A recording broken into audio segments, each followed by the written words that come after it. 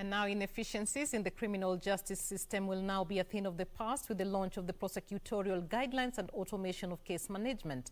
The guidelines will help the prosecution in filing watertight cases, while automation will ensure transparency in tracking of cases and hence making the Office of the Director of Public Prosecutions more accountable.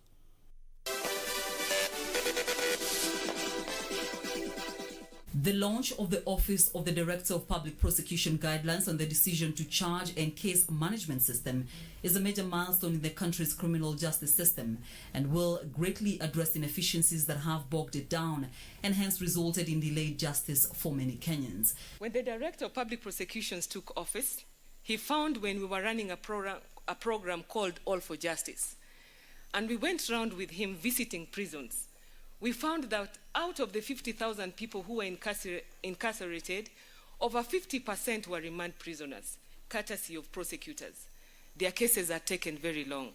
We found that most of those people could not afford bail terms. Some of them were in there for very petty offenses. Most of them were not represented. The DPP asked me, how do you keep tab of the cases that go to courts? I did not know how to answer. He again asked me, how do you people make decisions to prosecute? Because very petty cases are going through the system. Some cases ought not to be there at all. They're supposed to be diverted. In some cases, they're supposed to be home. They're not supposed to be in remand. I told him we did not have guidelines as such. Speaking during the launch, DPP Nurdin Haji said the new guidelines will reshape prosecutorial processes and guarantee integrity and quality of cases. The guidelines document the steps to ensure fairness, consistency, transparency and accountability in the decision-making process, and that they are applied equally and fairly to bolster public confidence in the administration of justice. The key features of the guideline is the two-stage test, which comprises the evidential and public interest test. Under the evidential test, prosecutors will have to ascertain the reliability, credibility, admissibility, sufficiency, and the strength of rebuttal evidence with a realistic prospect of a conviction. Under the public interest test, prosecutors will consider the culpability of the suspect, the impact or harm to the community or victim, the suspect's age at the time of the offense, and whether prosecution is a proportionate response. Haji said for the first time in history, prosecutors in the country have a framework that will guide them on who, why, and when the decision to charge is reached.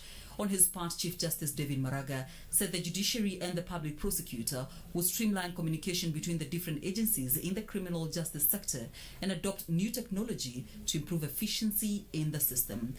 The launch of the judiciary e-filing system this month, and of the ODPP electronic case management today is a powerful signal that the justice sector is getting into the digital age. It heralds a new and a promising era of limiting human factor and intervention and its attendant errors of inefficiency and corruption in the administrative and decision-making processes. The newly launched electronic case management system enables prosecutors to efficiently dispense cases through document tracking, case tracking, and e-filing. Caroline Kamau reporting for Channel 1 News.